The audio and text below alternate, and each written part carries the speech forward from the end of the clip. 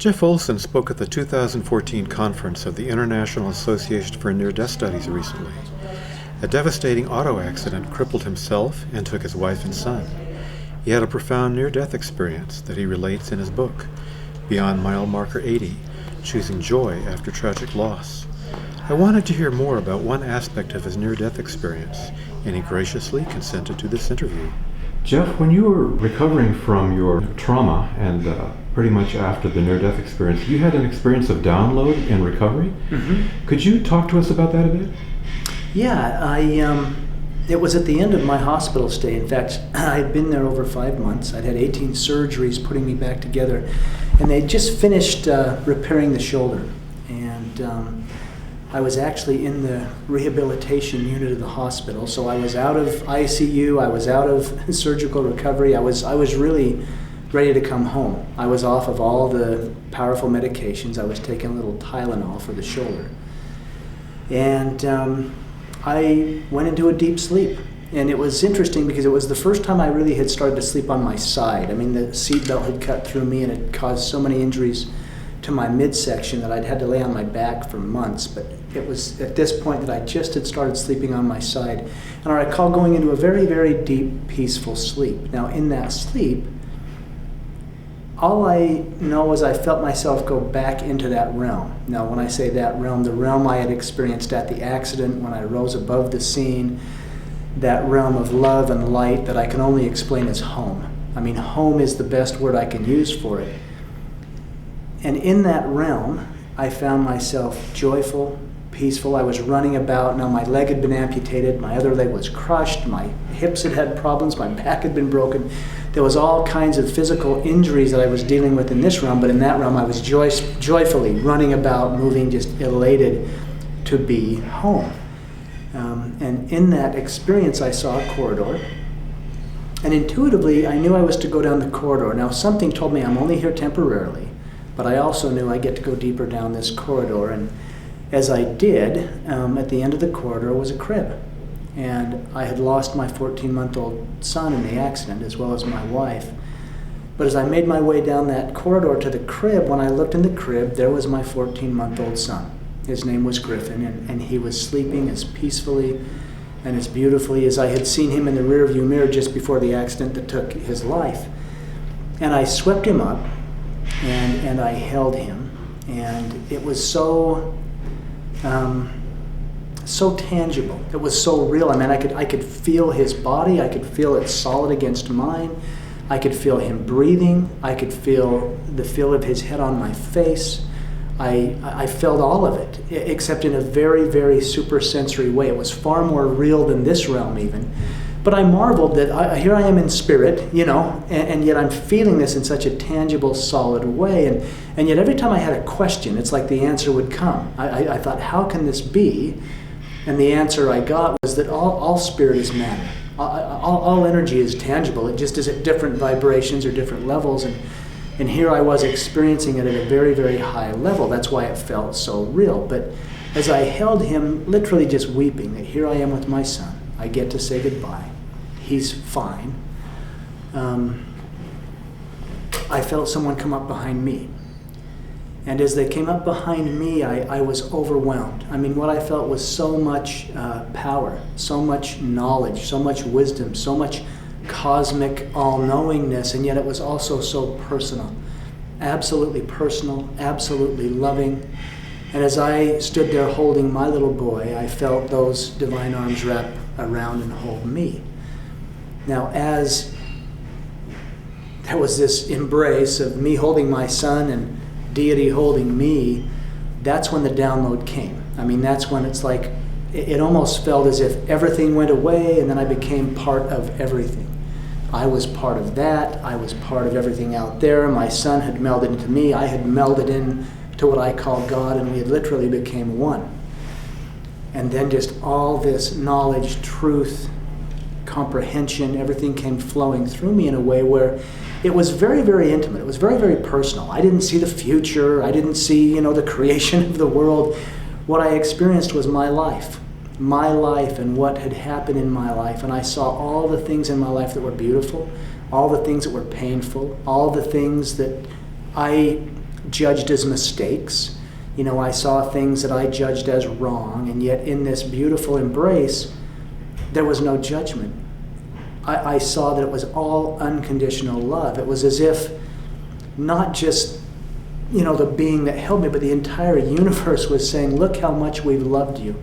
Look how much we've supported you. Look how we've honored your life. Look how we've allowed you to go and learn and choose and grow and be. And it was absolutely unconditional love. So everything I saw was very, very loving. It was perfect. I realized that my life was perfect, even with the pain, even with the accident, everything that had happened.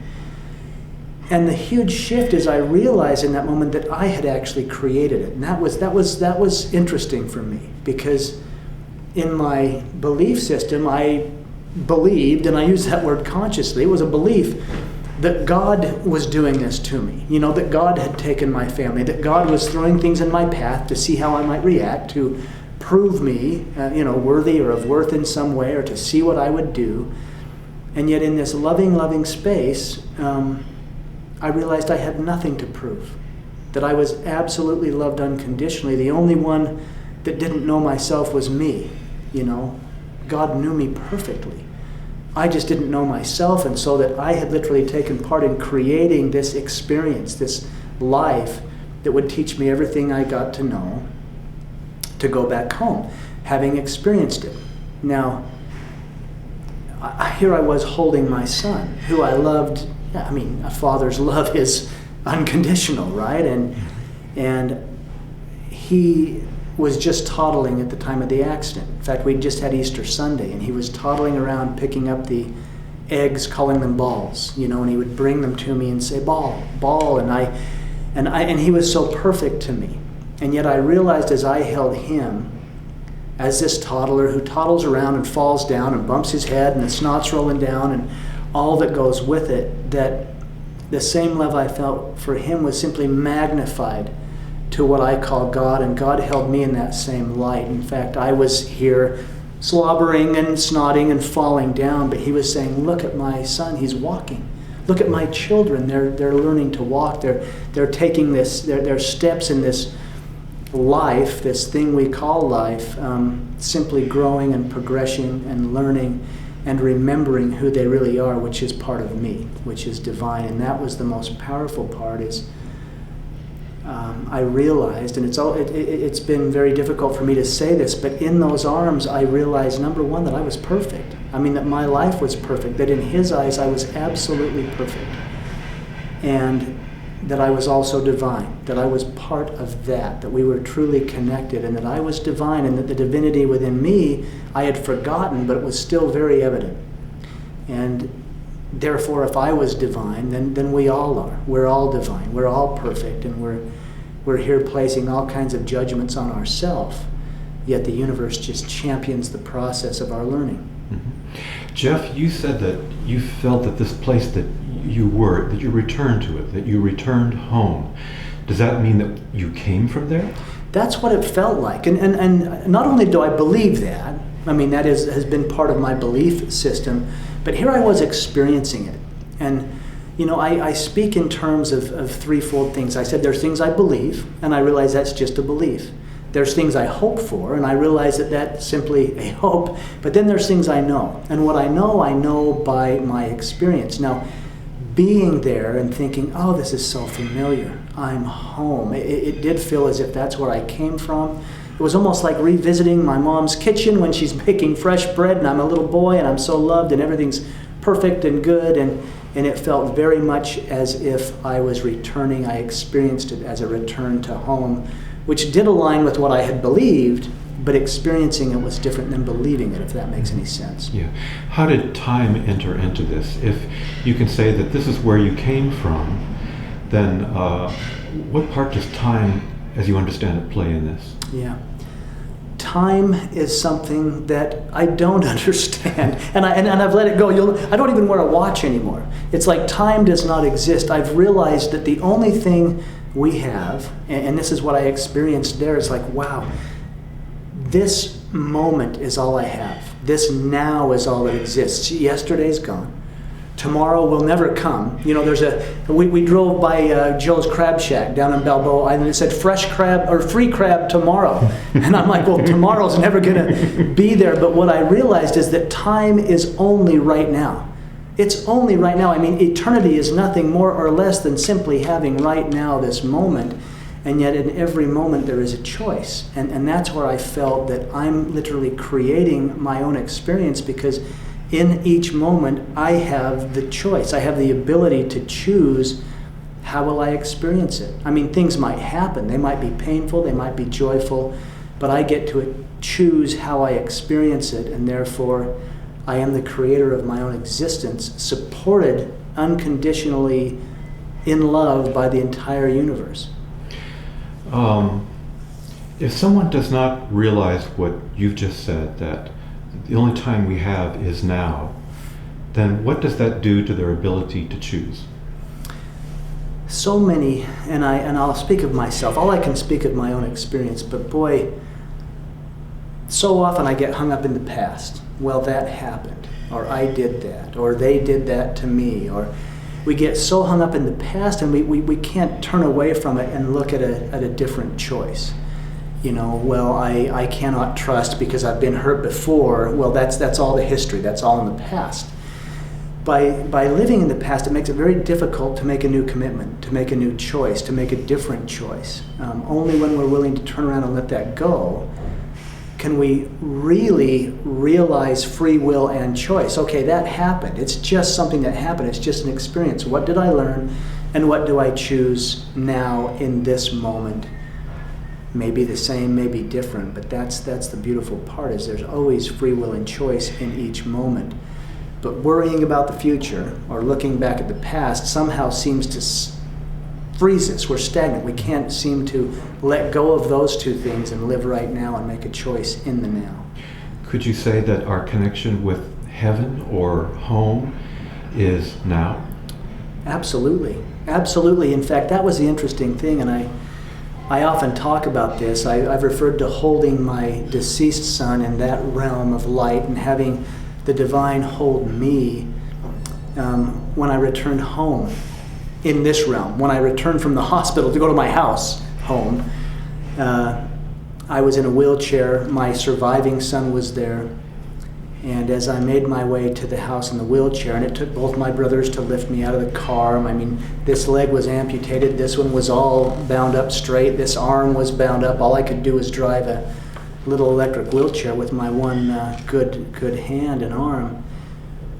My 7-year-old son saw me come out. He ran out. He ran out of the house, and I thought he was coming to greet me. And I was very concerned about how he would accept me at this point. I mean, I had been the rough and tumble dad, and now I was in a wheelchair, and I really couldn't move very well. And he had been through so much too. He was in the accident as well, but he basically walked away from it.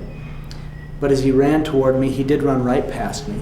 And I thought, well, it's too much for him. It's too difficult to have him watch his uncles lift his dad out, and here I am crippled in this chair. And as I made my way up to the house, I took another peek and realized what he had actually done is he was out knocking on all the neighbors' doors. And he was saying, come out, come see my dad. My dad has made it home. And that was, beautiful to see. He wasn't ashamed. He was proud that I had made it. He eventually ran, and he did jump on my lap. And I held him in the wheelchair. And there he was on my lap with his arms around my neck, and I was holding him. And the profound shift was I realized that was no less divine than holding my deceased son in those realms beyond. That in the now, in this now, holding my living son in this realm was every bit as profound, and that heaven was actually right here. It was right here and now if I chose to experience it that way. If I chose to realize that all I have is this moment, and this moment is divine. It is absolutely sacred, and as I choose to live it that way, that heaven comes to earth, and there really is nowhere to go or be. It's simply to shift my way of being, and that brings the divine right here. Jeff, one last question. What word of advice or comfort would you give to people who have lost a loved one or who fear death? Well, I have no fear of death. That's, it's like I've been there, done that. And it was actually a beautiful transition. It was like from stepping to one room into the next, and it was welcoming, loving, and home. The advice for us in this realm, where life can be painful, it can be joyful, it can be fun, it can also be very hard at times, and that is to make a choice, to choose joy, to in each moment, which is sacred. We don't know what's going to happen 10 minutes from now. But in the moment, to make a choice to choose joy, to experience joy, and to experience it in a different way, that's when life becomes sacred, when each moment is cherished, and we choose how to accept it, and we choose how to be in that moment. That's when life becomes really, really beautiful. Jeff, thank you so much for this interview. Thank you.